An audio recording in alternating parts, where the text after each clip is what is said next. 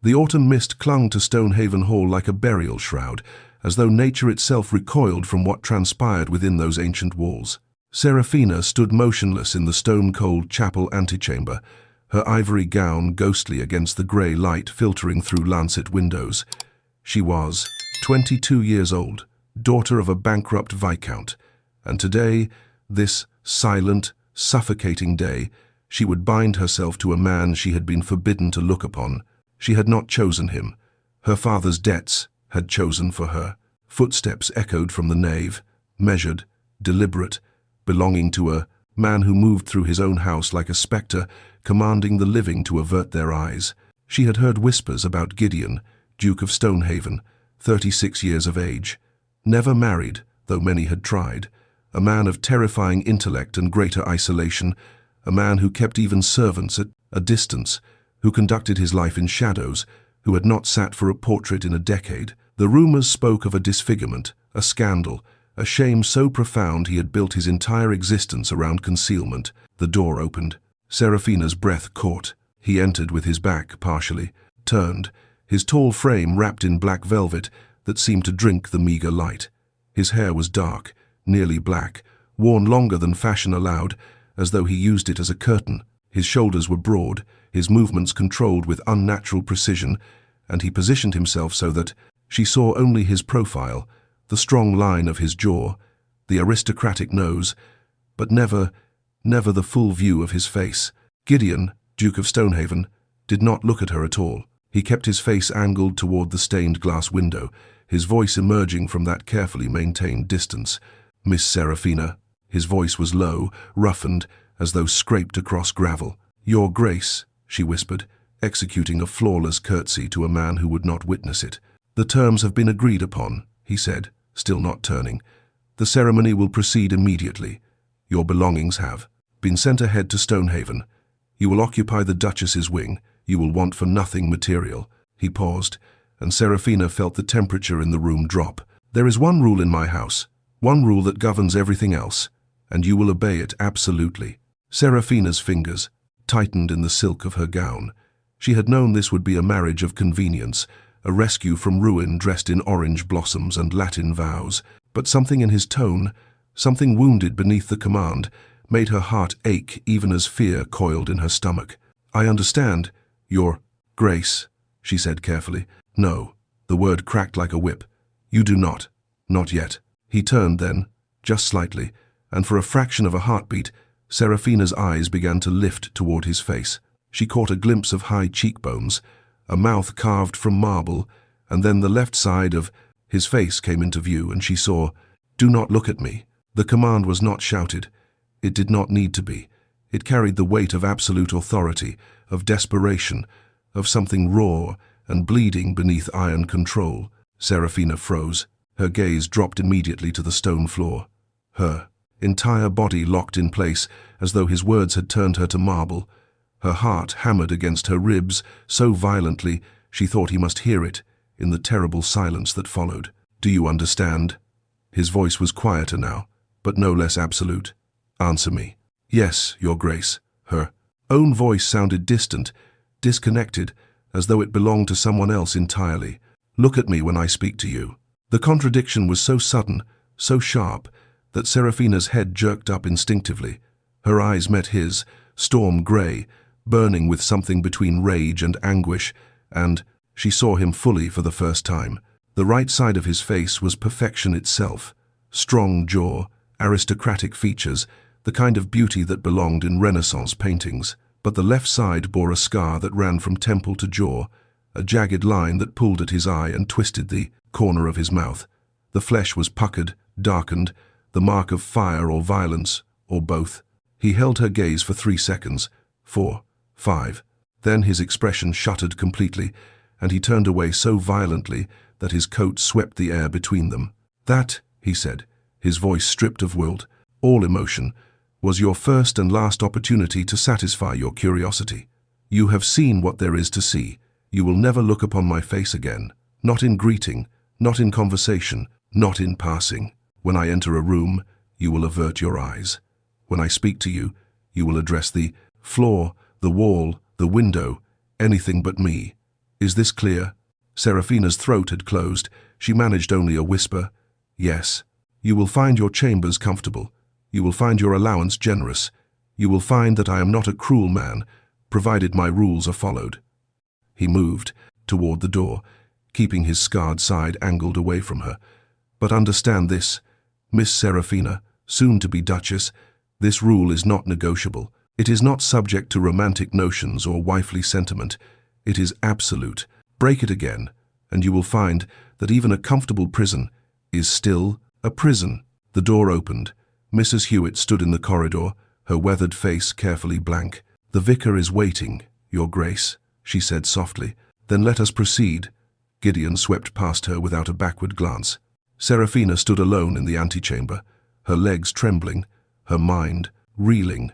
The image of his face was burned into her memory, not the scar, though that was there too, but the look in his eyes in those 5 eternal seconds. It had not been anger, not truly, it had been fear. Mrs. Hewitt appeared at her elbow, her touch gentle on Seraphina's arm. "Come, my dear, it's time."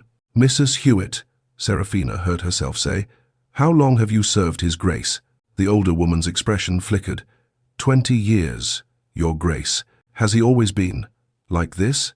Mrs. Hewitt's silence was answer enough. Then, so quietly Seraphina almost missed it. "No, not always."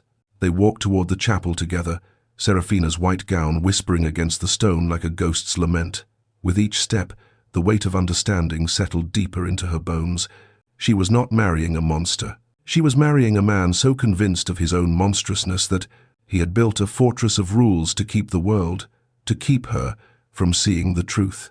And her eyes, the eyes she had always thought of as her finest feature, had just become the bars of her cage. "My lovely family, if you're already invested in whether Seraphina will break through Gideon's walls, then like this video, share and subscribe to tell the algorithm that this video is worth showing to others. And also, tell me where you are watching from." The ceremony took place in Stonehaven's private chapel, a space so dimmed by drawn curtains that candles burned at midday. Seraphina walked down the aisle alone. Her father had departed immediately after signing the contracts, his relief palpable, her white gown whispering against cold stone, and felt as though she were descending into a crypt. Gideon stood at the altar, positioned so that she approached him from behind and to the side. She could see the breadth of his shoulders beneath midnight blue velvet, the rigid line of his spine, but never his face. The vicar, an elderly man with rheumy eyes that held infinite sadness, gestured for her to take her place.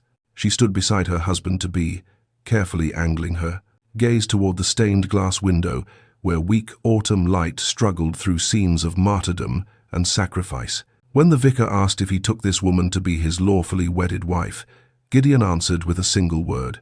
Yes. No emotion, no warmth, a door closing. When it was her turn, Seraphina kept her gaze fixed on the prayer book in the vicar's trembling hands. "I do."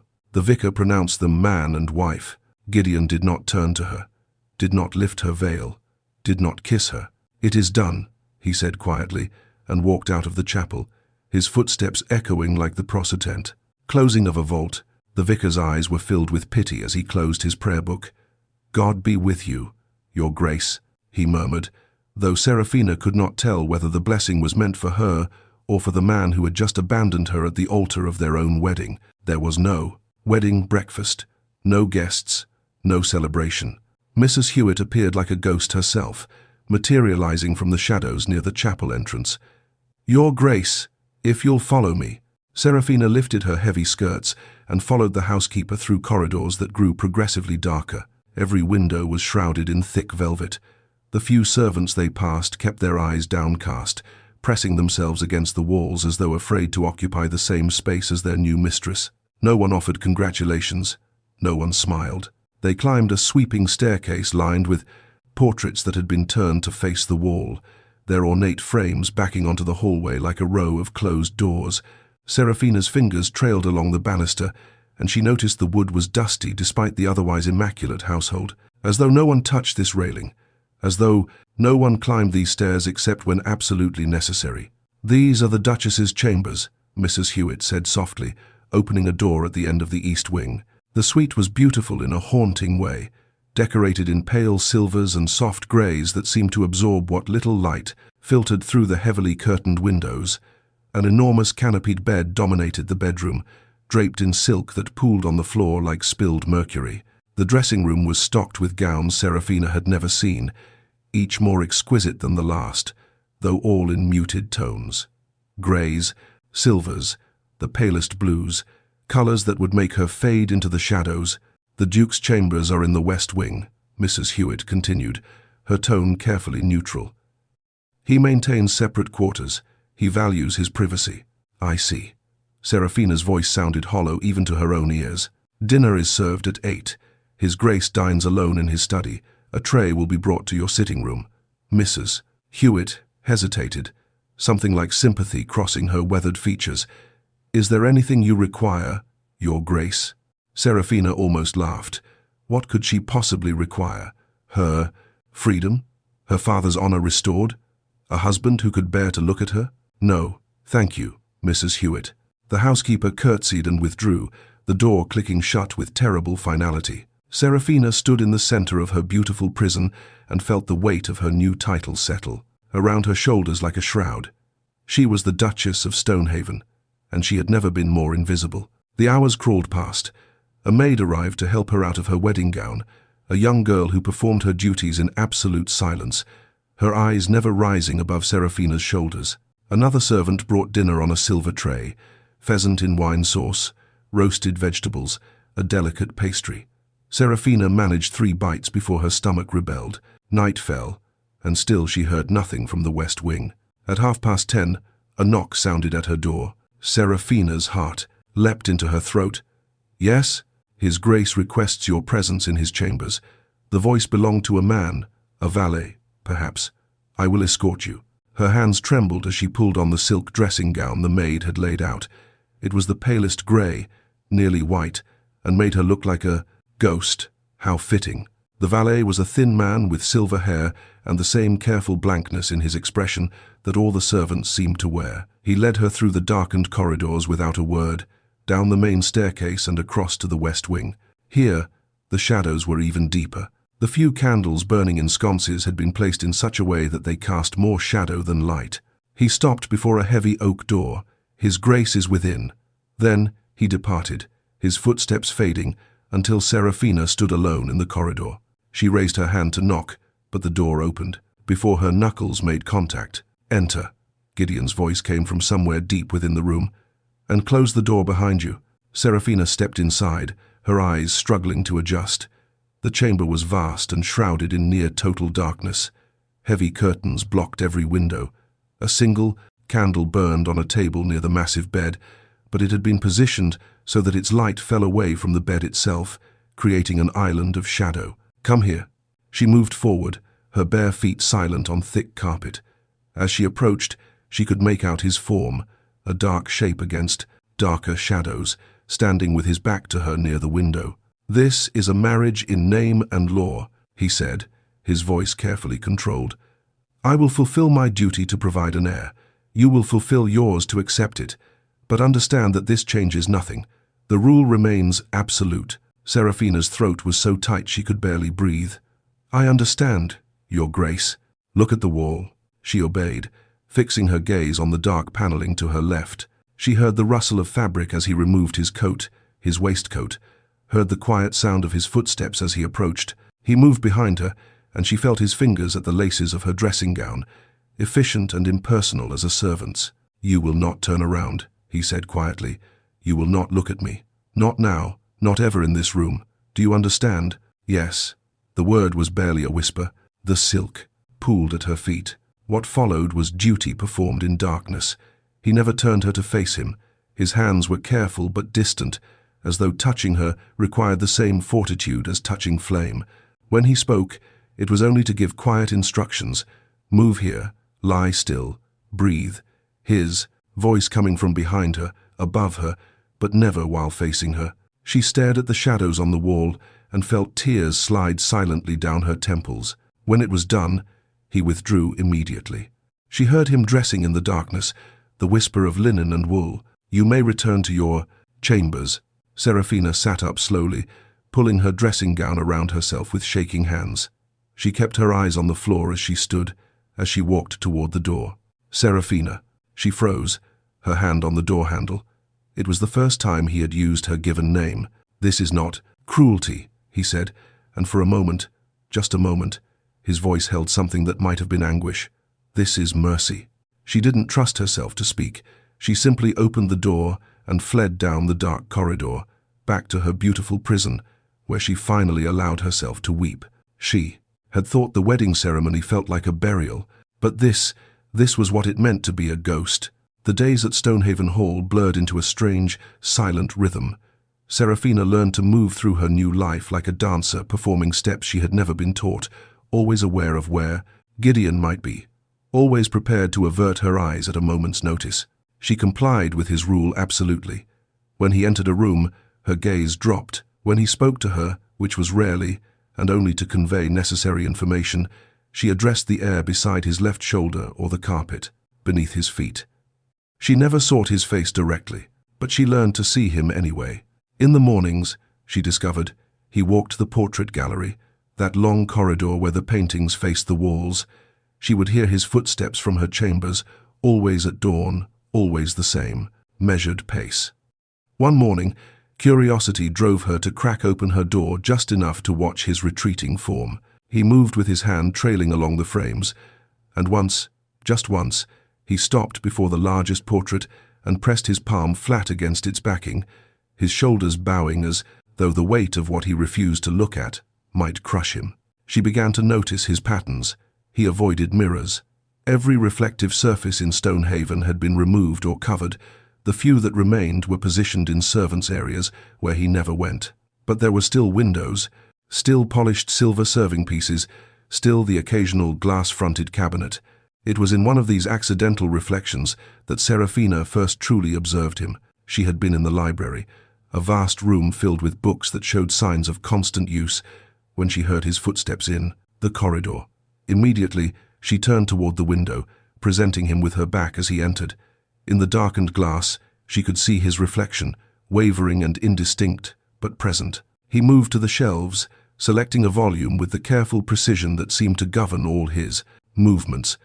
But as he opened the book, his hand trembled, just slightly, just enough that she saw the pages flutter before he steadied himself.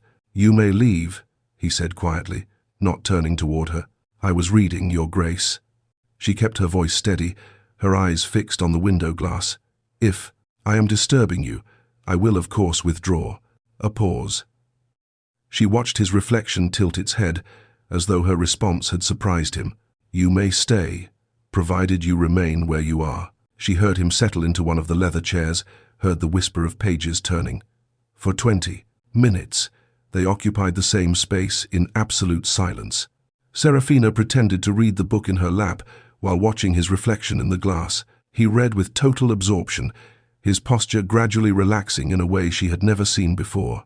Here, in this room full of other people's words, he seemed almost at peace. Then a log shifted in the fireplace, sending up a shower of sparks. The light flared bright for just a moment, and in the window's reflection, Serafina saw his face fully illuminated.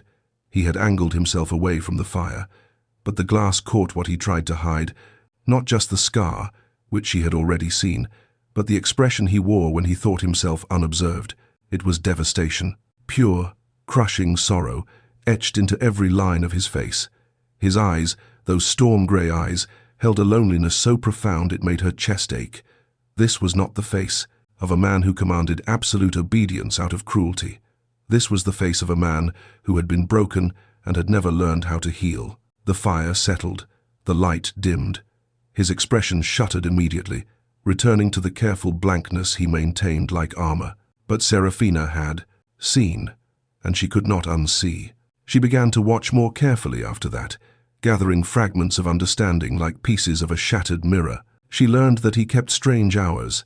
Some nights, she would wake to the sound of his footsteps in the corridor outside her chambers, pacing, always pacing, never stopping. Other nights, lamplight would burn in his study until dawn, a thin line of gold beneath his door, the only sign of life in that silent wing. She learned that he spoke to the servants with unfailing courtesy, but never looked at them either. His orders were given to the air, and the staff had learned to materialize silently, complete their tasks, and vanish like ghosts. It was not just her he kept at a distance, it was everyone. She learned that he was brilliant. The estate ledgers were immaculate. The tenants' cottages were well maintained. When disputes arose, he settled them with fairness and wisdom, though he conducted all meetings in his dimly lit study with the petitioners seated where they could not see his face. He was a good landlord, a responsible duke. He simply could not bear to be seen while doing it. And she learned that music unmade him. It happened on a grey afternoon in her third week at Stonehaven. Serafina had discovered a pianoforte in one of the disused drawing rooms, a beautiful instrument covered in dust, as though it had not been played in years. Her fingers itched for it. Music had been her solace in her father's house, the one thing that was entirely her own. She played softly at first, testing the keys. The instrument was perfectly in tune despite its neglect. Someone had cared for it, even if no one played it anymore. She began a sonata, Mozart, gentle and melancholic. The notes filled the empty room, and for the first time since arriving at Stonehaven, Serafina felt something like peace. She did not hear him approach, did not know he was there until she reached the end of the first movement and heard, from somewhere behind her, a sound that might have been a sharp intake of breath. Her hands stilled on the keys. "Don't stop."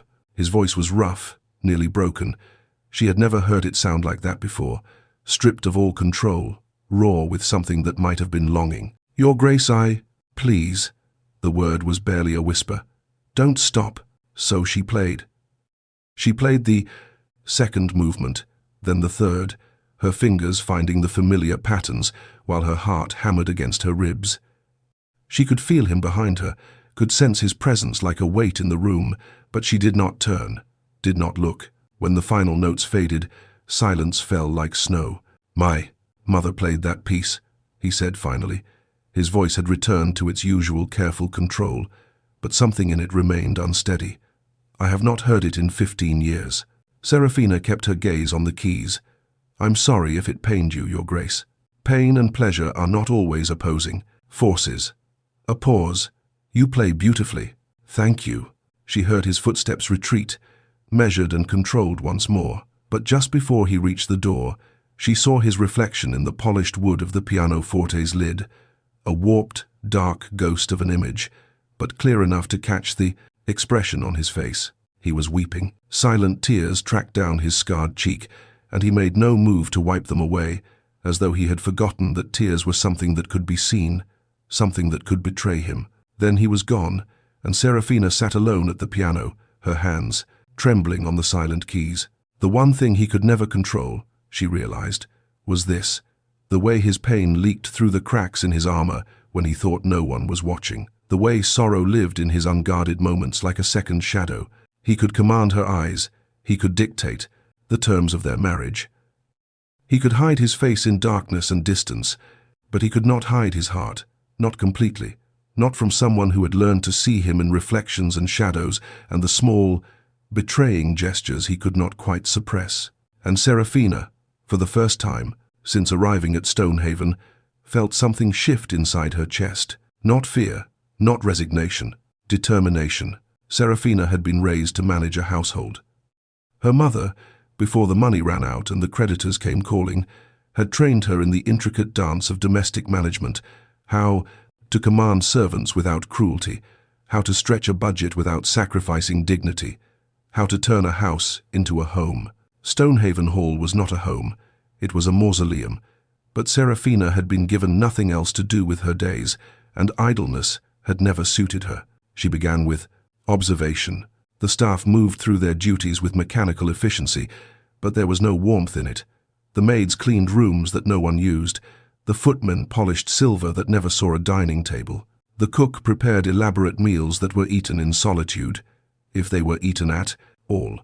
Everyone performed their tasks in silence, as though Gideon's prohibition against being seen had extended to being heard as well. Mrs. Hewitt managed them with weary competence, but even she seemed worn down by the oppressive quiet, her kind eyes shadowed by years of serving a master who had slowly disappeared into darkness. Serafina could not speak to Gideon, could not reach him, could not even look at him without violating the one absolute rule of her existence. But she could do this. It started with the kitchen maid, a girl no more than 15 with raw, reddened hands and a persistent cough that echoed through the servants' corridors.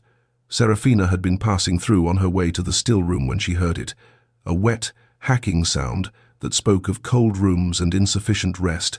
She found Mrs. Hewitt in her office, reviewing the week's menu. The young maid with the cough, Serafina said without preamble. "What is her name?" Mrs. Hewitt looked up, surprise flickering across her weathered face. "Annie, Your Grace. She's a good worker, very diligent. I'm sure she is, but she's ill. Has anyone sent for the physician?" "The physician? Your Grace?" "Mrs." Hewitt's surprise deepened. "For a kitchen maid? For a member of this household who is unwell, yes." Serafina kept her voice gentle but firm. "Please have Dr. Morrison sent for, and in the meantime, I want Annie moved to one of the warmer servant rooms on the second floor. She's to have beef, broth, honey and lemon, and she's not to return to work until the cough has cleared." Mrs. Hewitt stared at her for a long moment. Then something in her expression softened. "Right away, Your Grace." The physician came. Annie was diagnosed with a bronchial infection and prescribed rest and warmth. Within a week, the cough had subsided. Within 2, the girl was back at work, her eyes bright with health and something else, a fierce, dog-like loyalty whenever Serafina passed through the kitchen. Word spread through the servants' quarters like wildfire. The new Duchess noticed. The new Duchess cared. Serafina discovered that the scullery was poorly ventilated, causing the staff who worked there to develop persistent headaches. She had windows installed. She found that the maids were sharing worn-out shoes, their feet blistered and bleeding by day's end. She ordered new shoes, for everyone, properly fitted. She learned that the stable hands took their meals in a drafty corner of the barn and had a servants' dining hall properly heated and furnished. She never asked Gideon's permission. The household accounts were generous, obscenely so, and these expenditures were well within her purview as Duchess. If he noticed the changes, he said nothing. Perhaps he didn't notice at all, moving through his darkened world without seeing what happened in the lit corners of his own house. But the servants noticed. Mrs. Hewitt began seeking her out each morning to review the day's plans. The housekeeper's suggestions were invaluable. She knew every corner of Stonehaven, every inefficiency, every small misery that had gone unaddressed for years. Together, they began to chip away at the accumulated neglect. The cook, a formidable woman named Mrs. Barrow, initially regarded Serafina with suspicion, but when Serafina asked, not ordered, but genuinely asked, what the woman needed to run her kitchen properly, Mrs. Barrow's reserve crumbled. She needed new pots, she admitted. The copper ones had worn through. She needed a better stove. She needed a scullery, maid who wasn't half dead from exhaustion. She got all 3. Within a month, the quality of the meals improved dramatically. Mrs. Barrow began preparing dishes with the kind of care that only came from pride in one's work, and when Serafina complimented a particularly excellent roast, delivered via Mrs. Hewitt, as Serafina still took her meals alone, the cook was seen wiping tears from her eyes. The transformation was subtle but inexorable. Serafina moved through Stonehaven like a quiet tide, bringing small warmths to cold corners. She had flowers brought in from the greenhouses, placed in the servants' quarters. She established a lending library of books for the staff. She ensured that everyone had 1 full day of rest per week, a practice that had somehow fallen by the wayside. She learned their names, all of them, every maid, every footman, every stable hand, and scullery worker and gardener. She learned about their families, their troubles, their small joys, and she helped where she could, always quietly, always without fanfare. When Thomas, the head groom, mentioned his daughter needed spectacles but couldn't afford them, Serafina had a pair, commissioned. When Mary, one of the housemaids, received news that her mother was dying, Serafina gave her a month's wages in advance and sent her home in the Duke's own carriage. The staff began to watch for her. When she walked the corridors, they no longer pressed themselves against the walls. In silent deference, they curtsied or bowed, yes, but they also smiled. They greeted her softly. "Good morning, Your Grace." "Lovely day, Your Grace." "Will you be wanting the blue drawing room open today, Your Grace?" The house was beginning to breathe again. Serafina also began the careful work of letting light back into Stonehaven. She started with the rooms Gideon never used: the morning room, the conservatory, the east drawing room. One by one, she had the heavy curtains removed, the windows washed, the furniture uncovered. Autumn sunlight spilled into spaces that had been dark for years, and the effect was extraordinary. The rooms came alive, revealing intricate moldings and beautiful paintings and architectural details that had been hidden in shadow. The servants responded to the light like flowers. They worked with more energy, more purpose. The house gleamed. Mrs. Hewitt stood with Serafina one afternoon in the newly opened conservatory, now filled with late-blooming roses and chrysanthemums. "I haven't seen this room like this in 15 years, the housekeeper said quietly. "Not since the late Duchess." She stopped abruptly, as though she'd said too much.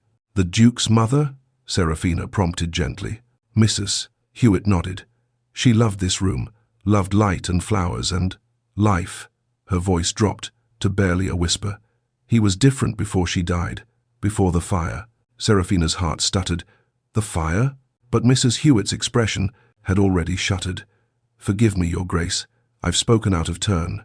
"Mrs. Hewitt, if you'll excuse me, Your Grace, I must see to the linens." She left Serafina standing among the roses, her mind racing. The fire, the scar. The portraits turned to the wall. The pieces were beginning to form a picture, though she didn't yet understand what she was seeing. That evening, Serafina walked past Gideon's study and noticed something she had never seen before. The door was slightly ajar, and lamplight spilled into the corridor. She could hear the scratch of his pen, the rustle of papers. Normal sounds, almost peaceful. She paused, her hand rising instinctively toward the door. Then she heard footsteps behind her. Annie, carrying a tray of tea. The girl's eyes were warm with affection as she bobbed a curtsy. "For His Grace, Your Grace," she whispered. "Mrs. Barrow made his favorite biscuits." "Did she?" Serafina smiled. "That's very thoughtful." Annie hesitated, then said shyly, "We all think you're wonderful, Your Grace. You've made this house feel like a home again." The girl slipped past and knocked softly on the study door. Serafina heard Gideon's quiet "Enter," heard the clink of china being set down. "Will that be all, Your Grace?" Annie's voice was gentle, almost fond. "Yes, thank you, Annie." He knew her name. Serafina felt something warm bloom in her chest. He knew her name. As Annie emerged and scurried away, Serafina stood in the corridor, staring at that sliver of lamplight. She could not reach her husband directly, could not speak to him of the loneliness she saw in his unguarded moments, could not touch the sorrow that leaked through his careful control. But she could do this. She could bring warmth to his house. She could care for his people. She could let light back into the dark corners, one room at a time, and perhaps, slowly, he might notice that the shadows were receding. The north wing had been locked since before Serafina's arrival. She had noticed it during her first week at Stonehaven, a corridor that ended in a heavy oak door bound with iron, a door that remained perpetually closed while every other part of the house slowly opened under her careful management. Mrs. Hewitt never mentioned it. The maids cleaned every room in the vast estate except whatever lay beyond that door. Even the most curious of the footmen fell silent when asked about it, their eyes sliding away with the practiced evasion of those who knew better than to speak. For 6 weeks, Serafina respected the boundary. She had enough to occupy her days, the household to manage, the staff to care for, the slow work of bringing warmth back to Stonehaven, and she had learned that Gideon's secrets were numerous and fiercely guarded. She would not pry, but then came the night she couldn't sleep. It was well past midnight, and the house had settled into its usual oppressive quiet. Serafina had tried reading, tried warm milk, tried every remedy she knew for sleeplessness. Nothing worked. Her mind churned with fragments. Mrs. Hewitt's slip about the fire, the sorrow in Gideon's unguarded profile, the way he moved through his own house like a ghost, haunting the scene of his own death. She rose, pulled on her dressing gown, and took up a candle. Perhaps a walk through the portrait gallery would tire her. Perhaps the weight of all those turned faces would finally press her into exhaustion. But when she reached the main corridor, she heard it. Footsteps, slow and deliberate, coming from the direction of the north wing. Gideon. She pressed herself into an alcove, candle extinguished, heart hammering. She had learned his patterns well enough to know he sometimes walked the house at night, but she had never followed him, had never dared. Tonight, something drove her forward. She waited until his footsteps faded, then crept after him, barefoot on cold stone, keeping to the shadows. He moved with the confidence of someone who knew every inch of these corridors in darkness, never hesitating, never pausing, and he was heading toward the locked wing. Serafina reached the corner just in time to see lamplight spill into the corridor as he opened that forbidden door. She caught a glimpse of his profile, stark and weary in the golden light, before he disappeared inside. The door closed behind him with a soft click, but it didn't lock. She stood frozen, every instinct warring within her. This was his private space, clearly. The one place in all of Stonehaven that he kept entirely to himself. To intrude would be a violation worse than looking at his face. It would be a betrayal of the fragile, silent understanding they had built over these weeks. But the door hadn't locked. Perhaps he had forgotten. Perhaps, in his weariness, he had failed to turn the key. Or perhaps, and this thought made her breath catch, perhaps some part of him wanted to be found. She waited 10 minutes. 20. The lamplight beneath the door remained steady. No sound emerged from within. Serafina approached on silent feet and pressed her ear to the wood. Nothing. She tested the handle with trembling fingers. It turned. The door opened onto a narrow corridor she had never seen before, lit by a single lamp on a side table. The walls here were bare stone, older than the rest of the house, as though this section predated the grand renovations that had created Stonehaven's current magnificence. The air smelled of dust and something else, char, faint but unmistakable. She moved forward, her heart in her throat. The corridor opened into a circular chamber, and Serafina's breath stopped. It had been a beautiful room once. She could see the remnants of elegance in the carved moldings, the tall windows, the intricate parquet floor, but fire had ravaged it. Black scorch marks climbed the walls like grasping hands. The windows were broken, their frames warped and twisted. Furniture lay in charred heaps, barely recognizable. And in the center of the room stood Gideon, his back to her, staring at the destruction. Serafina should have fled, should have retreated before he sensed her presence, but she was transfixed by the set of his shoulders, by the way he stood in this ruined space as though it were a shrine to something unspeakable. Her foot scraped against debris. He went rigid. "I locked that door. It wasn't locked, Your Grace." Her voice was barely a whisper, a long silence. Then, without turning, "Leave, please. I didn't mean to intrude. Leave." His voice cracked like a whip, and she heard the desperation beneath the command. "Now, Serafina, before I—" He stopped, his hands curling into fists at his sides. But Serafina's eyes had adjusted to the lamplight, and she saw what he was staring at. On the far wall, protected by some miracle from the worst of the fire's damage, hung a portrait. It showed a young man, barely 20, achingly handsome, with storm-grey eyes and an easy smile. Beside him stood a beautiful woman with dark hair and kind eyes, her hand resting on his shoulder.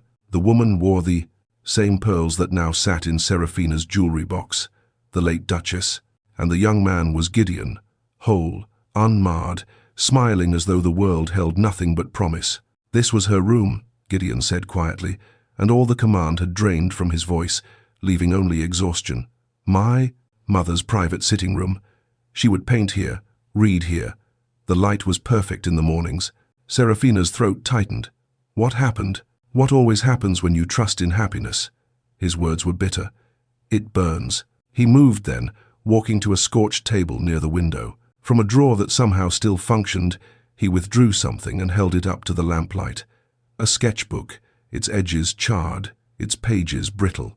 "She was an artist," he continued, his voice distant, as though he were speaking from very far away. "Not professionally, of course. Duchesses don't sell their work. But she was talented. She drew everything, the gardens, the servants, me." He opened the book carefully, and even from where she stood, Serafina could see the delicate pencil sketches. Flowers, birds, a young Gideon laughing. Then he turned to a page near the end, and his hand trembled. It was a portrait, a man's face, the left side rendered in excruciating detail. The scar tissue, the pulled eye, the twisted mouth, every line of agony and shame captured in graphite. "She drew this 3 days before she died," Gideon said. "After the fire, after I—" He closed the book abruptly. "She wanted me to see that I was still beautiful to her, that the scars didn't matter." "They don't," Serafina whispered before she could stop herself. His laugh was hollow. "You haven't truly looked at me, Serafina. You've obeyed my command too well. I saw you, that first day. You saw a monster. I saw a man in pain." He turned then, just enough that she glimpsed his profile in the lamplight, the scarred side, fully visible, the flesh puckered and discolored from temple to jaw. "The fire started here," he said quietly. "In this room. A candle, a curtain, my mother's arthritis making her slow. I heard her screaming. I ran. The smoke was so thick I couldn't see. I found her near the window, trying to break the glass. The beam fell as I reached her." His hand rose unconsciously to his scarred cheek. "It caught me here, pinned me. My mother used the last of her strength to push the beam off, to drag me to safety. But she went back, said she needed to save her paintings, her sketches. I tried to follow, but the servants held me back. The ceiling collapsed. She never came out." Tears streamed down Serafina's face. "It wasn't your fault. I was burned saving her, and she died saving watercolors and sketches." His voice broke. "She died because I wasn't strong enough to protect her, because I let her go back into the flames, because I was useless, lying there with half my face melting while she died doing what she chose," Serafina said fiercely. "She saved you first.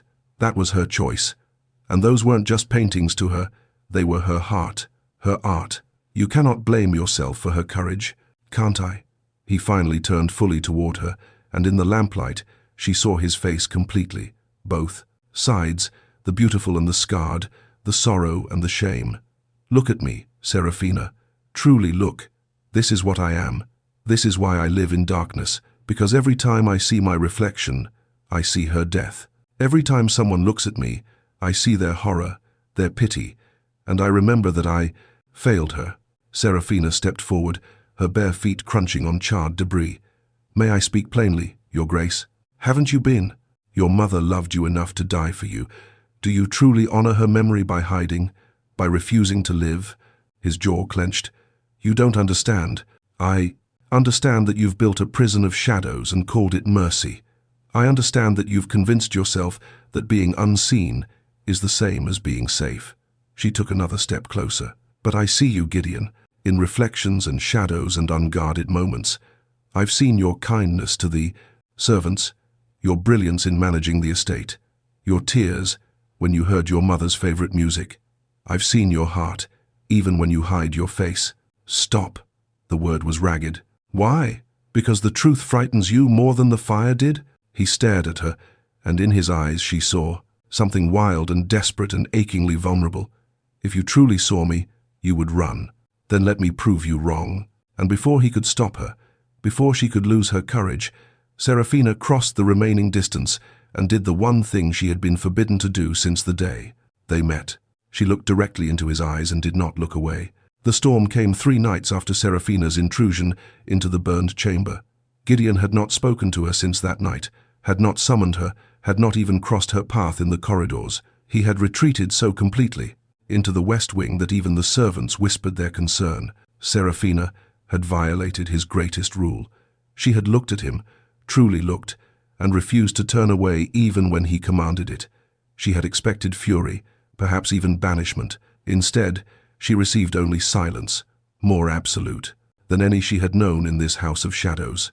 But the silence could not hold against the fury of nature. The wind began at dusk, a low moan that built to a howl by the time darkness fell. Rain lashed the windows with such violence that Serafina feared the glass would shatter. She stood in her sitting room, watching the ancient oaks in the park bend nearly double under the onslaught, their branches clawing at the sky like drowning hands. Mrs. Hewitt appeared at her door, her face pale. "Your Grace, we're battening down as best we can, but this storm, I've not seen its like in 30 years. The staff are securing the shutters and moving valuables away from the windows. What can I do to help?" The housekeeper's expression softened. "Stay safe, Your Grace. Stay away from the windows and the upper floors. The roof's old in places, and in weather like this. She shook her head. His Grace is in the West Wing library. He's refused to come down to safer quarters. Of course he had. Seraphina's jaw tightened. Thank you, Mrs. Hewitt. The housekeeper curtsied and hurried away, leaving Seraphina alone with the sound of the storm and the cold knot of worry in her stomach. The West Wing library was on the 3rd floor, in one of the oldest parts of the house. If the roof was compromised, she tried to ignore it, tried to tell herself that Gideon was a grown man who could make his own choices, that he had made it abundantly clear he wanted nothing to do with her. But she couldn't shake the image of him alone up there, surrounded by books and shadows, too proud or too wounded to seek safety. The crack, when it came, was loud enough to be heard over the storm. Seraphina's head snapped up. That had come from above, from the direction of the West Wing. She ran to her door and threw it open, just as one of the footmen came sprinting down the corridor. "Fire!" he shouted. "Lightning struck the West Wing." Her blood turned to ice. "Where?" "The library, Your Grace. The roof's burning." She didn't think. She simply ran. The corridors filled, with smoke as she climbed the stairs, acrid and choking. Servants rushed past her carrying buckets of water, their faces tight with fear. She pressed her sleeve to her mouth and kept climbing, her heart hammering against her ribs. The West Wing library door was closed, and smoke seeped from beneath it, like reaching fingers. She grabbed the handle, hot, searingly hot, and threw it open. The scene was chaos. Lightning had punched through the old roof, and flames were spreading across the ancient timbers with terrifying speed. Rain poured through the breach, but it wasn't enough to stop the fire. Books ignited like kindling. The air was thick with smoke and burning ash. And in the center of it all stood Gideon, frozen before a wall of burning shelves, staring at the flames as though seeing a ghost. "Gideon!" she screamed his name, propriety abandoned. "Get out! The roof is going to collapse!" He didn't move, didn't even turn. His face was illuminated by the firelight, and she saw that same terrible paralysis she had seen in the burned chamber, the look of a man trapped in the past, watching his mother die all over again. A beam cracked overhead. Seraphina didn't hesitate. She ran through the smoke and grabbed his arm, pulling with all her strength. "Gideon, please. We have to go." He jerked as though struck, his eyes finally focusing on her face. "You shouldn't be here," he said, his voice hoarse from smoke. "Get out. Go." "Not without you," I said. "Go." He tried to wrench his arm free, but she held on with desperate strength. "No, I won't leave you to burn like she did." The words tore from her throat. "Do you hear me? I won't watch you die." Something in his expression cracked. Another beam fell, sending up a shower of sparks. The heat was unbearable, stealing the air from her lungs. "Please," she gasped, her eyes streaming from smoke and tears. "Please, Gideon, come with me." For a heartbeat, he stared at her, and she saw the war raging behind his eyes, the desire to surrender to the flames, to join his mother in death, versus something else, something fragile and desperate and alive. Then his hand closed around hers. "Go," he rasped. "Now, don't let go of me." They ran through the inferno, Seraphina leading while Gideon followed, his hand gripping hers so tightly she thought her bones would break. The smoke was blinding. She couldn't see more than a foot ahead, but she remembered the layout of the room, remembered the door, and she pulled him toward where it should be. Her shoulder hit the door frame. She'd found it. They stumbled into the corridor just as the ceiling collapsed behind them, sending a wall of flame and debris roaring toward the door. Gideon slammed it shut, and they fell against the opposite wall, gasping and choking. "Keep moving!" One of the footmen appeared, shouting over the roar of the fire. The whole wing might go.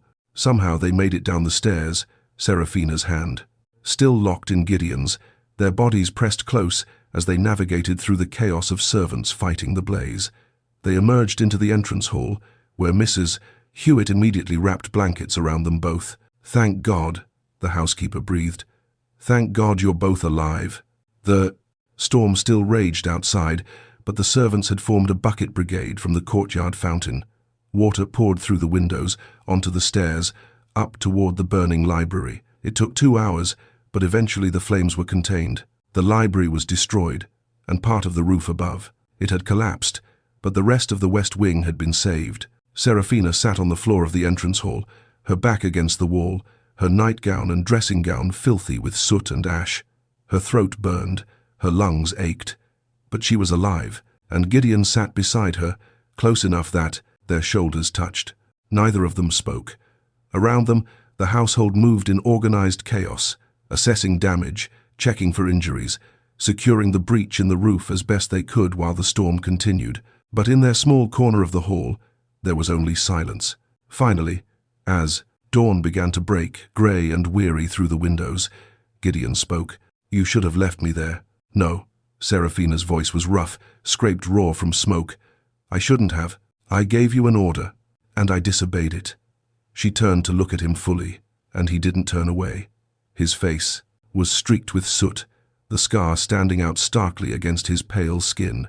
His hair was disheveled, his eyes were red-rimmed and exhausted. He looked utterly human. "I will disobey it again if I must."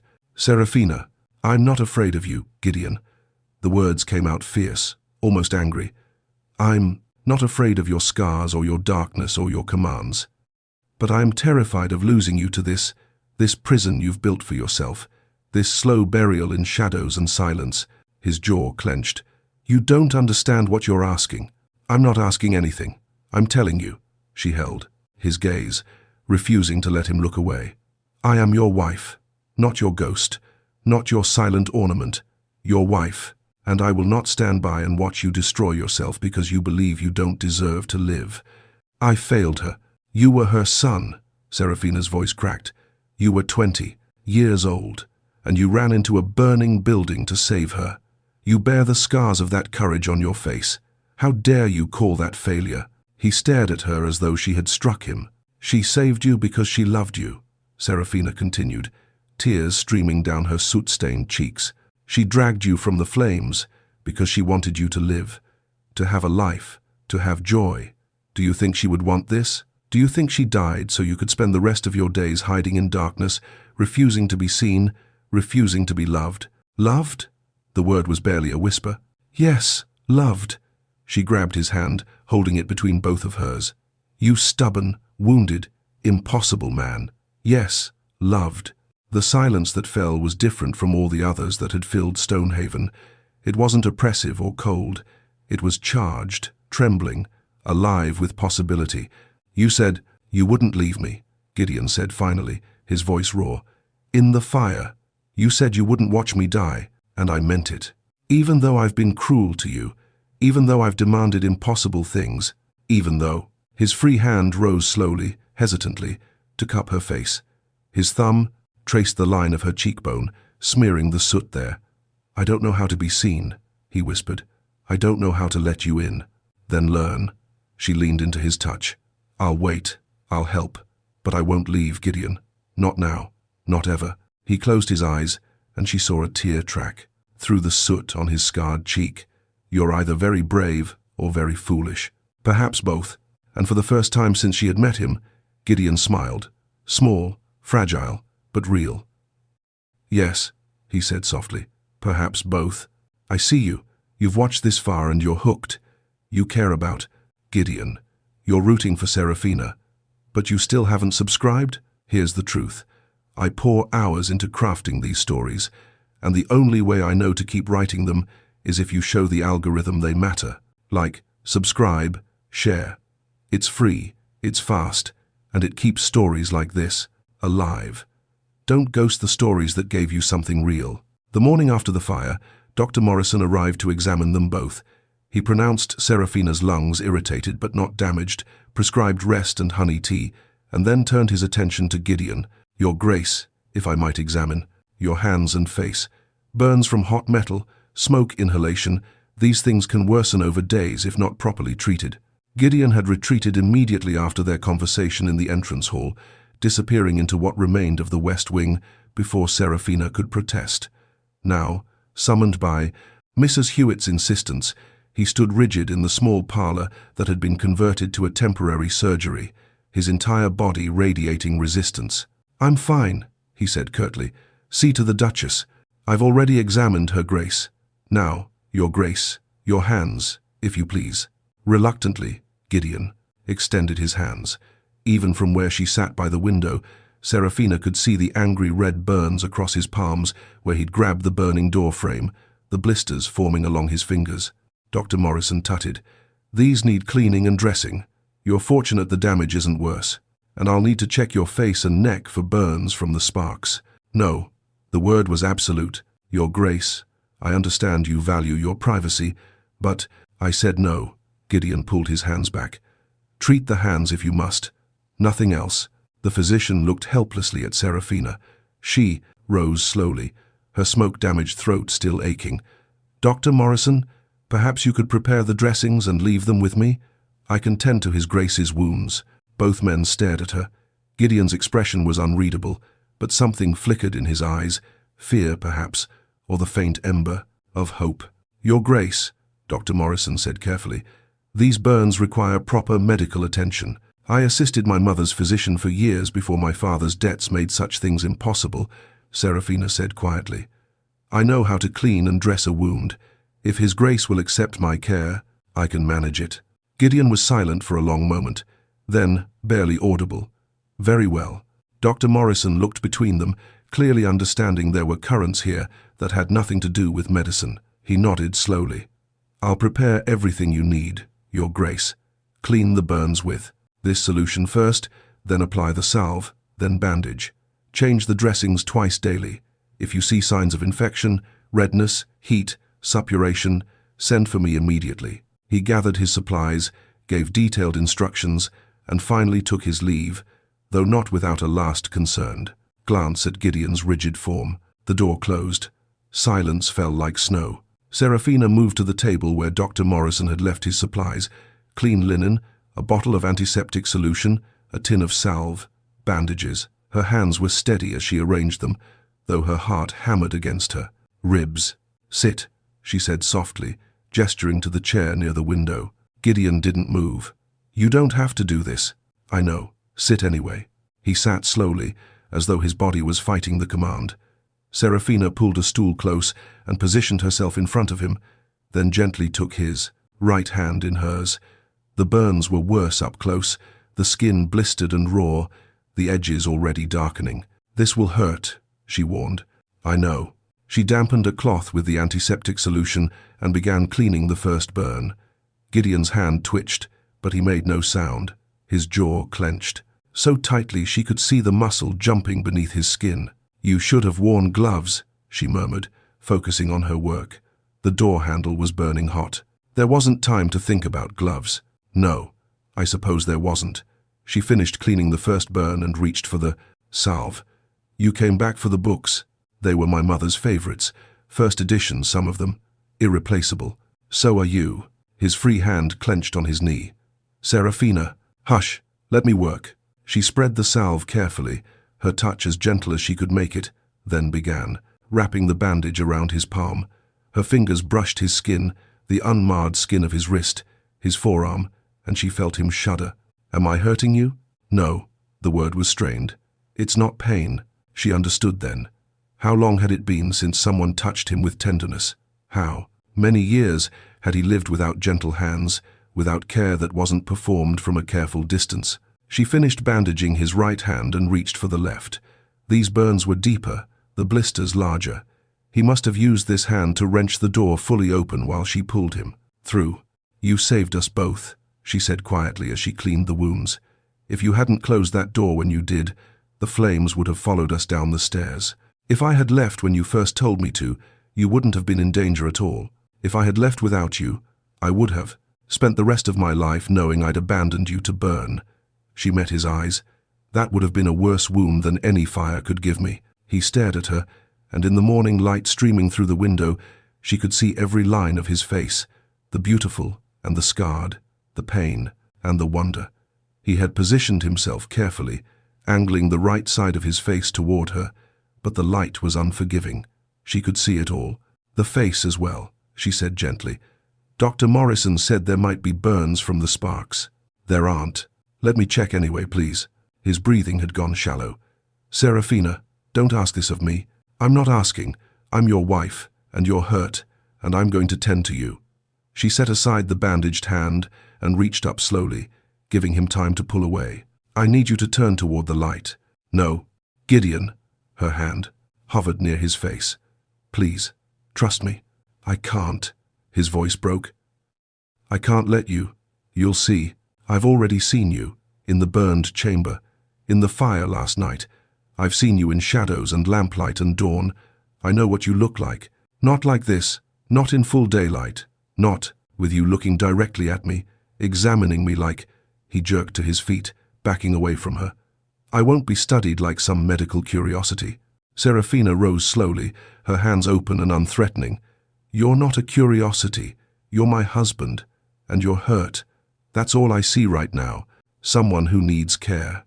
Liar. The word was harsh. You see the scar? Everyone sees the scar. Yes, I see it. She took a step toward him. I see the scar. I also see your eyes, which are the color of storms. I see your hands, which are strong and gentle when you think no one's watching you. Handle a book. I see the way you stand, the way you move, the line of your shoulders. I see all of you, Gideon, not just the parts you hate. He had backed himself against the wall, and she could see his chest rising and falling rapidly, could see the panic in his eyes. Stop. Please stop. Why? Because I'm not recoiling? Because I'm not looking away in horror? She moved closer, slowly, as though approaching a wounded animal. You want me to be disgusted. You've convinced yourself that's what you deserve. But I'm not disgusted, and I won't pretend to be just to make you feel safer in your prison. You don't understand. She reached up and gently turned his face toward the window, toward the unforgiving morning light. He went rigid under her touch, his eyes squeezing shut as though he couldn't bear to see her expression. The scar was livid in the harsh light, the puckered flesh, the pulled eye, the twisted corner of his mouth. Old burn scars, she realized. The kind that came from prolonged exposure to intense heat. He must have lain under that beam for minutes, not seconds, while his mother fought to free him. Look at me, she whispered. I can't.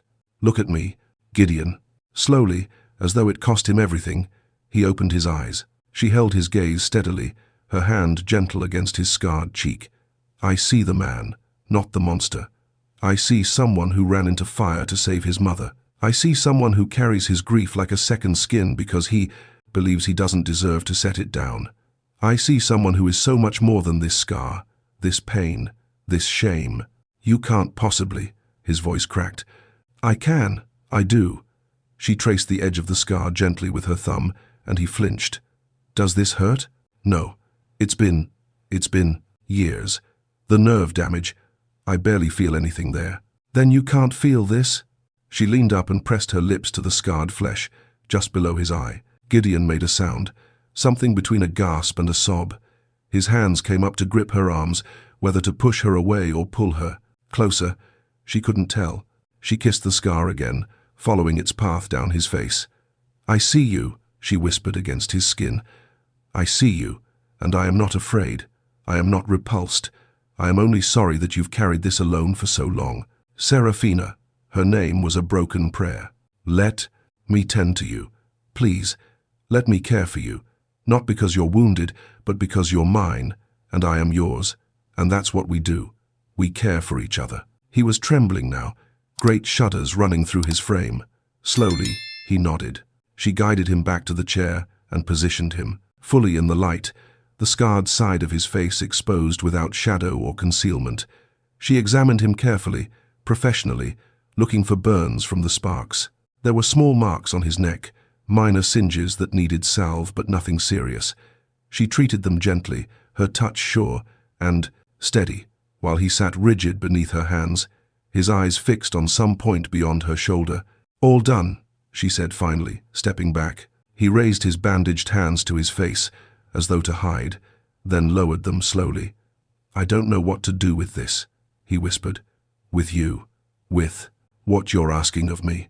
I'm not asking for anything except that you let yourself be seen, let yourself be cared for. She knelt before him, taking his bandaged hands in hers. You don't have to love me, Gideon. You don't have to give me anything you're not ready to give. But please, please, stop trying to disappear. He looked down at her, and in his eyes she saw the walls beginning to crack, saw the careful control he'd maintained for 15 years starting to crumble. What if I don't know how to do anything else? He asked. and his voice was very small. "Then we'll learn. Together." The change was not dramatic. There was no grand declaration, no moment of surrender. But in the days following Serafina's tending of his wounds, something shifted in the fabric of Stonehaven Hall. Gideon did not seek her out, but he stopped fleeing when she appeared. The first time, she encountered him in the portrait gallery. 3 days after the fire, he stiffened but did not immediately retreat. She kept her distance, moving slowly past him as she had business elsewhere, and though his jaw clenched and his scarred hand gripped the window frame with white-knuckled tension, he remained. "Good morning, Your Grace," she said softly, not looking directly at him. A long pause. Then, so quietly she almost missed it, "Good morning." It was the first civil exchange they'd had in daylight in all their weeks of marriage. The second change came when she played the pianoforte. She had returned to her practice, filling the empty drawing room with Mozart and Handel, finding solace in the familiar patterns of notes. She always played in the late afternoon, when the light was gentlest and Gideon was usually sequestered in his study. But one day, midway through a sonata, she felt a presence in the doorway. She didn't stop playing, didn't turn around, but she knew he was there, could feel his attention like a physical weight. She continued through the piece, her fingers finding the keys with practiced ease, and when she finished, the silence that followed was different, warmer. "My mother loved that piece," he said from the shadows near the door. "She played it on my father's birthday, every year. Would you like me to play something else?" Serafina kept her gaze on the keys, giving him the gift of not being observed. "No, it was perfect. Thank you." When she finally dared to glance toward the doorway, he was gone. But a small lamp had been lit on the table near the piano, one that hadn't been there before. An offering, a small light in the darkness. The third change came a week after the fire, when Serafina found a note slipped under her door. "The library in the East Wing is yours to use, should you wish it. The books there are catalogued. Take what you like. G." The handwriting was elegant, controlled, but she could see where the pen had pressed harder on certain words, as though emotion had leaked through, despite his best efforts. She found the East Wing library that afternoon. It was smaller than the destroyed West Wing collection, but no less magnificent. Floor-to-ceiling shelves filled with leather-bound volumes, comfortable chairs near windows that had been uncurtained, letting in pale November light. And on the desk, another note: "I would not object to company while I work, should you wish to read here. I will be in residence most afternoons between 2 and 5. You need not acknowledge my presence. G." Serafina's throat tightened. This was how he could offer connection, carefully, worded, bound by rules that kept him safe, but an offer nonetheless. She began arriving at the library each day at 2 o'clock. The first afternoon, Gideon was already there when she entered, seated at the desk with his back partially to the room, working through what appeared to be a state correspondence. He stiffened when she entered but said nothing. She selected a book, a volume of poetry, and settled into the chair near the window, angling herself so she could see his silhouette without directly observing him. They sat in silence for 2 hours. The only sounds were the scratch of his pen, the rustle of pages, the soft crackle of the fire. When the clock chimed 5, Gideon rose, gathered his papers, and left without a word. But the next day, there was a small table beside her chair that hadn't been there before, positioned perfectly for setting down tea or a book. The afternoon ritual became sacred. Every day at 2, Serafina would enter the library. Every day, Gideon would already be there, working. They never spoke, never acknowledged each other directly, but slowly, carefully, they learned to exist in the same space without walls between them. And Serafina, who had become so skilled at seeing him in shadows and reflections, began to notice things. He watched her. When he thought she was absorbed in her reading, his eyes would lift from his papers and track to where she sat. She could see it in the window's reflection, the way his gaze would linger on her profile, the way his expression would soften almost imperceptibly. He was searching for something, she realized, waiting for the moment when her face would betray disgust, when the careful courtesy would crack and reveal revulsion underneath. But she gave him none of that. She simply read, occasionally making notes in the margins of her book, sometimes pausing to gaze out the window at the grey November garden. Once, she laughed softly at something in the text, and she saw him startle in the reflection, saw something like wonder cross his face, as though he'd forgotten that laughter could exist in his presence. He began leaving books for her. She would arrive to find a new volume on her table, always something he thought she might enjoy based on what he'd observed her reading.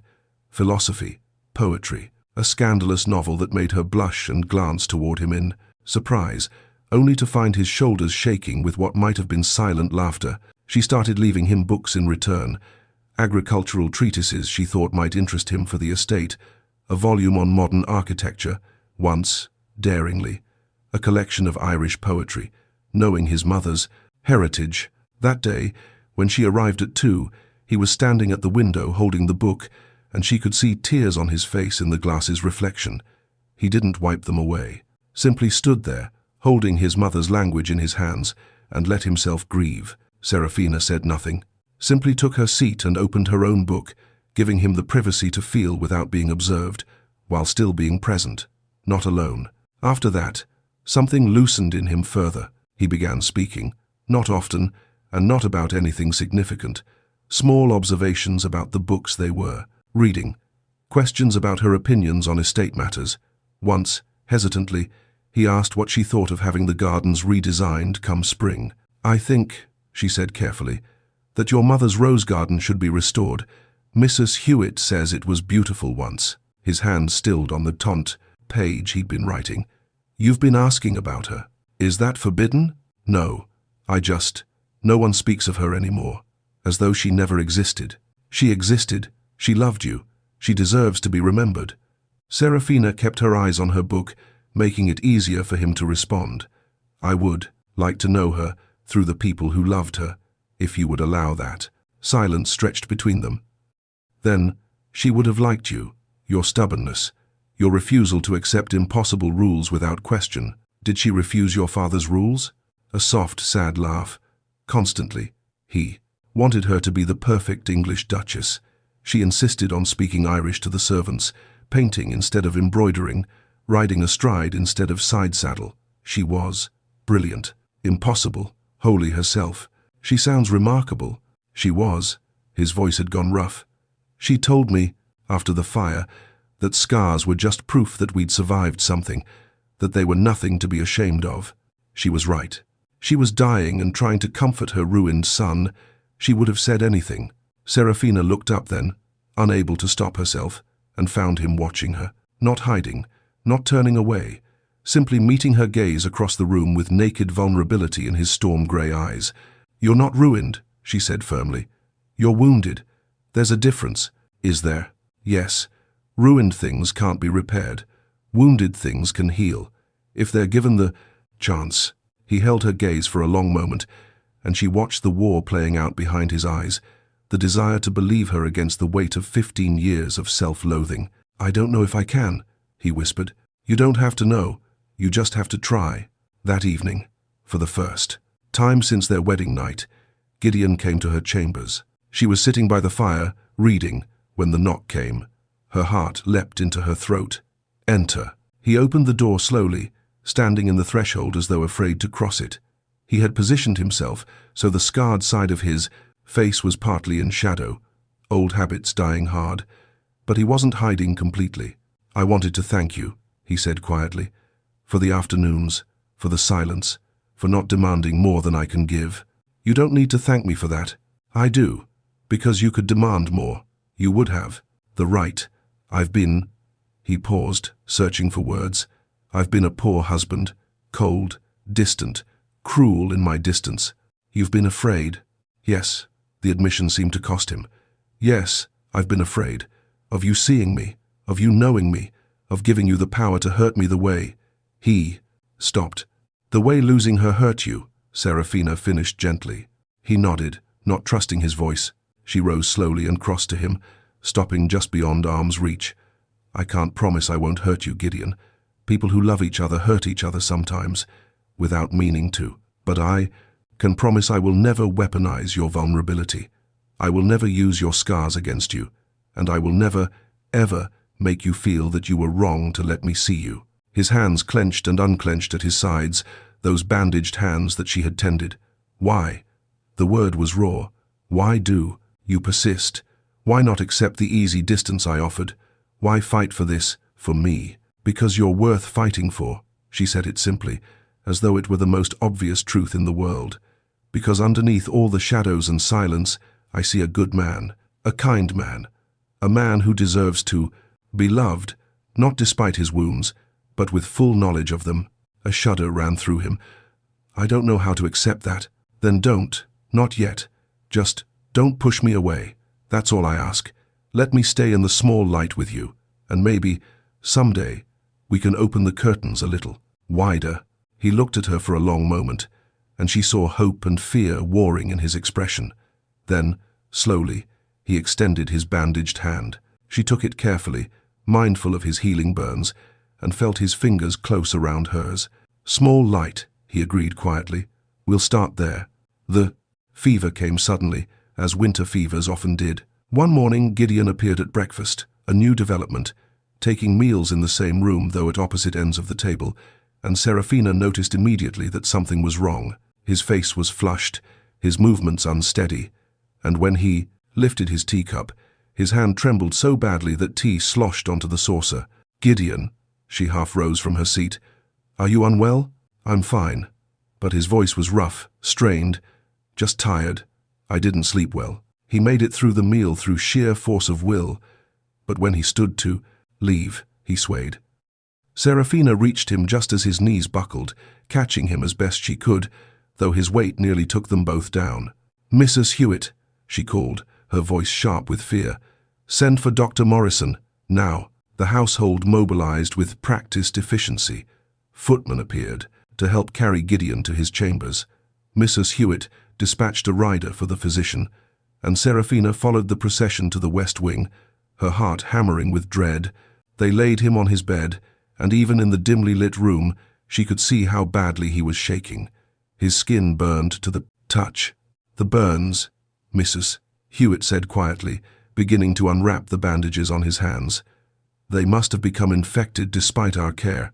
Oh, Your Grace, I should have watched more carefully. This isn't your fault. Serafina's voice was steadier than she felt. We did everything, properly. Sometimes infection happens regardless. Where is Dr. Morrison? He's at the Ashford estate, tending to Lady Ashford's confinement. The rider will fetch him, but it may be hours. Hours. Serafina looked at Gideon's flushed face, at the way his breath came quick and shallow, and felt cold fear settle in her stomach. Then we treat the fever now. Cold compresses. Willow bark tea if you have it, and we need to check the wounds. She began issuing orders with calm authority, and the servants jumped to obey. Within minutes, a basin of cool water appeared, along with clean cloths and a pot of willow bark tea. Mrs. Hewitt prepared to unwrap Gideon's hands, but Serafina stopped her gently. I'll do it. You've enough to manage. Please see that the household continues to run smoothly. I'll call if I need anything. The housekeeper hesitated, then nodded. Ring if you need. Me, Your Grace. I'll be just down the corridor. Then Serafina was alone with her husband, in his private chambers, for the first time in daylight. The room was exactly as she'd expected, heavy curtains blocking the windows, minimal furnishing, everything designed for concealment and shadow. But there was no time to absorb the details. Gideon's breathing had become labored, and sweat beaded on his forehead, despite the room's chill. She dampened a cloth and pressed it to his forehead. His eyes fluttered open, unfocused, glazed with fever. Serafina? Her name was a rasp.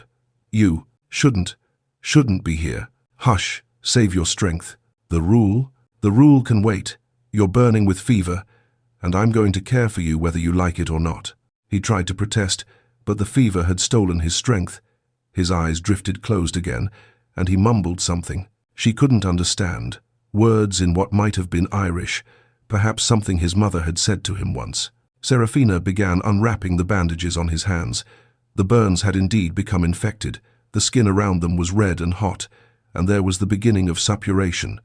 Not severe, yet, but it would become so if left untreated. She cleaned them carefully with the solution Dr. Morrison had left, applied fresh salve, and rewrapped them in clean linen. But the fever didn't break. If anything, it climbed higher. By afternoon, Gideon was delirious, thrashing in the bed, calling out for his mother. Serafina fought to keep the compresses on his forehead, to get willow bark tea past his lips, but he was fighting her with the desperate strength of delirium. "Mother, no, don't go back. The flames." His voice cracked. "Please, Mother, please." "Gideon, you're safe. You're at Stonehaven." The fire was years ago, but he couldn't hear her. He was trapped in the past, reliving that terrible night. His hands clawed at his face, at the left side, as though trying to tear away the scar tissue. "It's burning, God. It's burning, Mother. Help me." Serafina caught his hands, holding them away from his face. "Stop. You'll hurt yourself. Gideon, please." He wrenched free and turned his face into the pillow, and she heard him sob, great, wrenching sounds that tore at her heart. In his delirium, all his careful control had shattered. The grief he'd buried for 15 years was pouring out unchecked. She made a decision. Moving quickly, she crossed to the windows and threw open the curtains. Grey winter light flooded the room, and Gideon cried out as though the light itself caused pain. But Serafina needed to see, needed to assess him properly, not in shadows and lamplight, but in the cold honesty of day. She returned to the bed and gently turned his face toward her. In full daylight, the extent of the scarring was more visible than she'd yet seen. The burn covered the entire left side of his face, from temple to jaw. The eye on that side was slightly pulled down by the scar tissue, giving him a permanent expression of sorrow. The corner of his mouth was twisted, frozen in what looked like the beginning of a grimace. The skin itself was a patchwork of textures, smooth in some places, deeply ridged in others, discolored in shades of red and white and purple. It was the face of someone who had suffered terribly, who had lain under burning timber while his flesh melted and his mother fought to save him. It was the face of her husband, and her heart broke for him. "Beautiful boy," she whispered, using words his mother might have said. "Brave, beautiful boy. You survived. You lived. That's all that matters." She dampened a fresh cloth and began bathing his face, both sides, with equal tenderness. She traced the scar tissue gently, learning its topography, memorizing the way it changed the landscape of his features. There was a ridge here where the beam had pressed deepest, a smooth patch there where the skin had somehow healed more cleanly. She touched all of it with careful reverence. Gideon's eyes opened. The delirium had cleared slightly, and he was staring at her with dawning horror. "No," he whispered. "No, don't. The light, you can see. I see you." She didn't stop her gentle ministrations. "I see you, Gideon. All of you." He tried to turn away, but he was too weak. Tears spilled down his temples. "Please, please don't look at me like this. Not in daylight. Not where you can see everything. Everything is exactly what I want to see." "You can't possibly." His voice broke. "It's hideous. I'm hideous. The flesh is melted, twisted. I look like something from a nightmare. You look like someone who survived." She leaned down and pressed her lips to the deepest ridge of scar tissue, just below his eye. "You look like someone who loved his mother enough to run into fire for her. You look like someone who has carried unbearable pain with dignity and strength." "Dignity." He laughed bitterly, the sound dissolving into a sob. "I've hidden like a coward for 15 years. I've made my wife live in shadows because I couldn't bear to be seen. What dignity is there in that? The dignity of survival, of continuing when you wanted to die, of building a life, even if it was a half-life, rather than surrendering completely." She cupped his scarred cheek in her palm. "You think this makes you monstrous. But all I see is proof that you're human, that you bleed and hurt and grieve like everyone else." "She died because of me," he whispered, and all the anguish he'd carried for 15 years was naked in his voice. "She dragged me from under that beam. The effort cost her everything, her strength, her breath, her last reserves. And then she went back for her paintings, and I was too weak to stop her, too useless to save her. You were pinned under burning timber with half your face on fire. You were 20 years old and in agony. What could you possibly have done? Something. Anything. I should have been stronger, faster, better." His breath hitched. "The last thing she said to me, as they carried me out, was, 'You're still my beautiful boy.'" She looked at this. His hand rose weakly to touch the scar, and she saw beauty. How could she see beauty when I'd failed her so completely? Because she loved you. Because to her, you were always beautiful. Because she knew. Serafina's voice grew fierce. She knew that you would blame yourself. She knew you would look at your scars and see only failure. So she gave you different words too, remember. She tried to teach you that your worth wasn't diminished by your wounds. Gideon stared at her, and something in his expression began to crack. I can't, he whispered. I can't believe that. Every time I see my reflection, I see her death. I see the moment I wasn't enough. Then stop, looking at your reflection, and look at me instead. She stroked his scarred cheek with infinite tenderness. Look at me, Gideon, and see what I see. Not a monster, not a failure, just a man who has been brave and broken and is still trying, despite everything, to survive. He reached up with trembling, bandaged hands and caught hers against his face. Why? The word was barely sound. Why do you persist in seeing good in me? Because it's there. Because you've shown it to me, in 100 small ways. The books you leave for me, the way you speak gently to the servants, the afternoons. You've let me share your space even when it terrified you, because I know who you are beneath the scars and the shadows, and that man is worth loving. Loving? He said the word as though it were foreign. Yes, loving. She leaned down until their foreheads touched. I love you, Gideon. Your wounds and your grief, and your terrible stubbornness, and all of it. I love you. He shattered.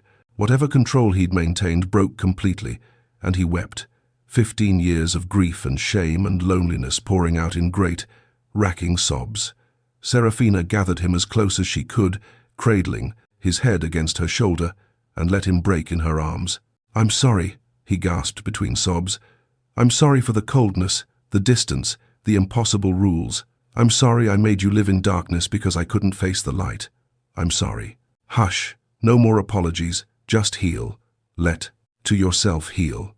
They stayed like that as the grey afternoon light faded, Serafina holding her husband while he grieved, stroking his scarred face with gentle fingers, whispering words of comfort and love. When Dr. Morrison finally arrived, he found them thus, the Duke of Stonehaven asleep in his wife's arms, his scarred face exposed to daylight for the first time in 15 years, and the Duchess keeping vigil with fierce, protective tenderness. The fever? The doctor asked quietly.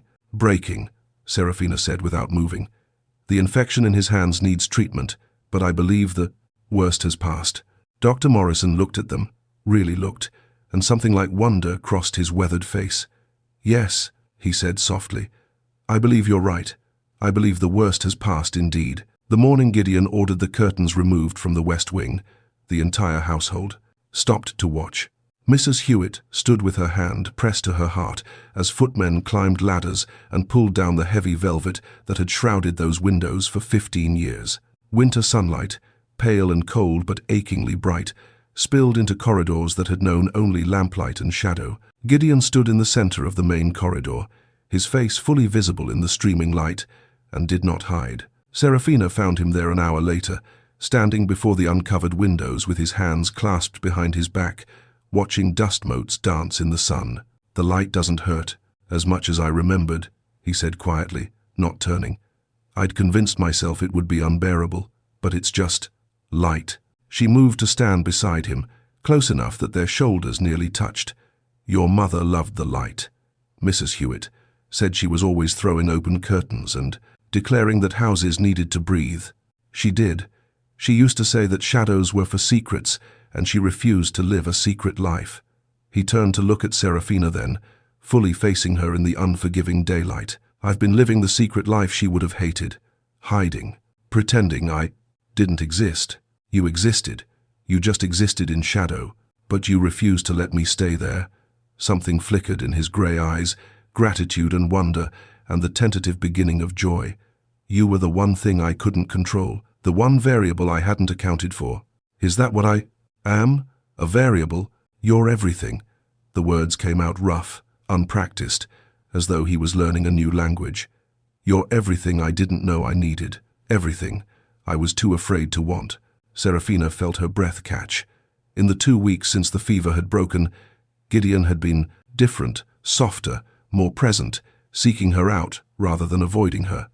But he hadn't spoken of feelings, hadn't put words to what was growing between them. I spent 15 years convinced that being seen would destroy me, he continued. that if anyone truly looked at me, really looked, they would see only the monster I'd become, the failure, the ruin. He lifted his hand and gently touched her cheek. But you looked, you saw everything, and you didn't turn away. I could never turn away from you. I know that now. I believe it. But Serafina, his voice grew urgent, I need you to understand what you've done. You didn't just see me, you healed me.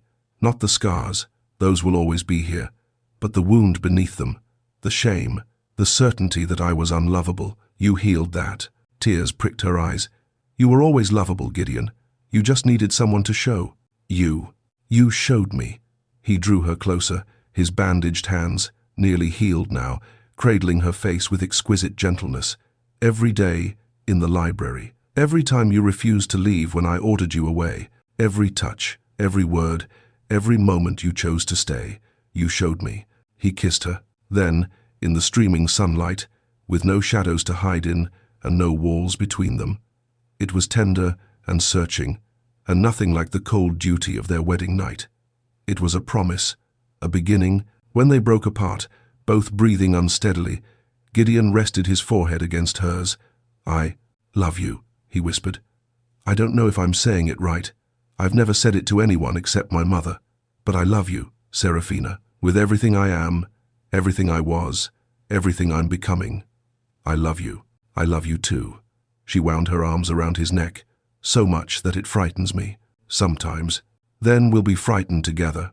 They stood like that for a long moment, holding each other in the light, while the house breathed around them. Over the following weeks, Stonehaven transformed, not just the physical space, though the removal of curtains and the return of light worked small miracles, but the entire atmosphere. The oppressive silence lifted. Servants smiled openly. Laughter echoed in corridors that had been mute for years, and Gideon emerged. He began taking meals with Serafina, not at opposite ends of a table, but sitting close enough to touch. He walked the grounds in daylight, nodding to tenants who stared in shock before remembering their manners. He sat for a portrait, the first in 15 years, positioning himself so the artist could capture both sides of his face. I want our children to know what I truly looked like, he told Serafina, as he sat for the preliminary sketches. Not some idealized version, not a man hiding in shadows, just me. Our children. The words made her heart sing. He began seeking her gaze. Where once he had forbidden her to look at him, now he actively searched for her eyes across rooms, at dinner, in quiet moments. He learned to read her expressions, the slight furrow between her brows when she was concentrating, the way her eyes crinkled before she laughed, the soft warmth that came into them when she looked at him. Your eyes don't lie, he told her one evening as they sat, together in the library, their library now, shared without hesitation. I used to think being seen meant being judged, but when you look at me, all I see is acceptance. Love. It's the most extraordinary gift. You give me the same gift, she said quietly. You see me, not the bankrupt Viscount's daughter who was married off to settle debts, not a useful ornament or a silent wife. You see me, Gideon, the real me.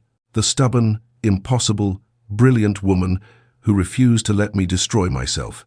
He smiled, still tentative, still unpracticed, but genuine. Yes, I see you. How could I not? You're the light that led me out of darkness. They began making plans. The rose garden would be restored in spring, a memorial to Gideon's mother. The portraits in the gallery would be turned around and properly displayed. The north wing would be renovated, not destroyed, but transformed. The burned chamber would become something new, a music room, perhaps, where Serafina could play and Gideon could listen and light could stream through tall windows. I want to host a ball, Gideon said one morning over breakfast, and Serafina nearly dropped her teacup. A ball, a proper one. Music, dancing, guests. I want to introduce my wife to society. I want to show them that the Duke of Stonehaven is no longer a ghost in his own house. He reached across the table and took her hand. And I want to dance with you, in front of everyone, in full light. You don't have to do that for me. I'm not doing it for you. I'm doing it for us, for the life we're building together. His thumb traced circles on her palm. I've spent 15 years hiding from the world, but I don't want to hide anymore. I want to live, Serafina, truly live, with you. The ball was planned for early, spring, when the gardens would begin to bloom and the worst of winter's darkness would be past. But there were smaller, private moments that meant even more. One night, as they prepared for bed, sharing chambers now, the separation of east and west wing finally abandoned, Serafina sat at her dressing table while Gideon stood behind her. Their eyes met in the mirror, and she saw him take a deep breath. I used to avoid mirrors, he said quietly, covered them all, couldn't bear to see what I'd become. And now I see us, together. And the face looking back at me doesn't seem so monstrous when yours is beside it. She turned on the stool to face him. May I touch you? He knew what she was asking, knew she meant the scar, which she had touched only in moments of crisis or care, never simply for the sake of touching. Please, he whispered. She rose and guided him to sit on the edge of the bed, then knelt before him. Slowly, reverently, she raised her hand to his scarred cheek. She traced the ridge of tissue that ran from temple to jaw, learning its contours with gentle fingers. She touched the pulled corner of his eye, the twisted edge of his mouth, the patchwork of textures that told the story of his survival. This is my favorite part of you, she said softly. His breath hitched. How can you possibly?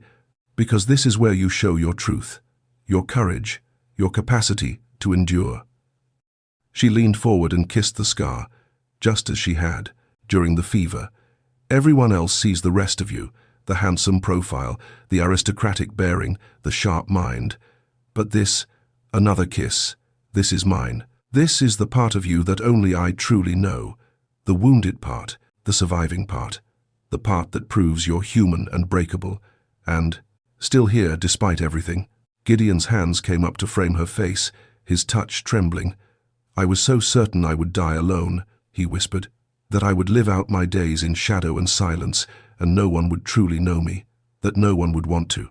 I want to. I want to know every part of you, the light and the shadow, the strength and the wounds, all of it. He drew her up and onto his lap, holding her close, his face buried in her hair. You are the one thing I could never control, he murmured against her skin, the one force I couldn't bend to my will. You refused to unsee me once you'd looked, refused to stop loving me once you'd started, and that terrified me more than the fire ever did. Why? Because it meant I had something to lose again, someone who mattered more than my shame, more than my fear, someone who could hurt me worse than any flame. He pulled back to look at her, and his eyes were bright with unshed tears. But you never wielded that power like a weapon, you only ever used it to heal. That's what love does, she said simply. It heals. If we let it, then I'm letting it. He kissed her, deep and slow and full of promise. I'm letting you heal me. I'm letting myself heal. I'm letting us begin. They made love that night with the curtains open, moonlight streaming across the bed, nothing hidden. Gideon's scars were visible in the silver light, and Serafina touched each one with tenderness, mapping the geography of his pain and survival. And when he touched her in return, his hands were reverent, worshipful, learning her body the way she had learned his heart, with patience and wonder and absolute devotion. Afterward, they lay tangled together, his hand idly stroking her hair while she traced patterns on his chest. Tell me about the future, he said quietly, the one we're building together. What do you see? I see children, she said, running through the gardens, filling this house with noise and laughter. I see the rose garden in full bloom, with your mother's favorite flowers. I see balls and flowers, dinners and Stonehaven as it was meant to be, alive, full of light and warmth and love. I see that too. His arms tightened around her. And I see us, growing old together, still sitting in the library at 2 o'clock, still leaving each other books, still finding new ways to know each other, still choosing each other, every day. Always, she promised. Every day, every moment. I choose you, Gideon. And I choose you, my light, my love, my home. They fell asleep like that, wrapped in each other and bathed in moonlight. Two wounded souls who had found healing in the simple, radical act of being truly seen. And in the morning, when sun streamed through the uncovered windows and illuminated every corner of the room, Gideon woke beside his wife and smiled, not in shadow, not in hiding, but in full, glorious light. He was seen, he was known, he was loved. And for the first time in 15 years, he was free. You have just watched a complete emotional journey, and if you felt anything, if you smiled when Gideon finally let himself be loved, if you teared up during the fire, if you wanted to scream just kiss already, then you owe it to this story to like, subscribe, and share. Because someone is desperate for a story that makes them feel something, and you have the power to give that to them in one tap. If this story gave you an escape, a feeling, a moment of beauty, pay it forward. Share to your friends. Tag a friend who loves historical romance. Subscribe so you catch the next one, because I'll keep writing these, but only if you show me they matter. Don't let this be the story you loved and forgot to share. At the end of this video, you'll see a suggestion for another powerful story from our channel. Click it and let yourself be surprised by even more unforgettable emotions with love. The Victorian Royals Stories Team.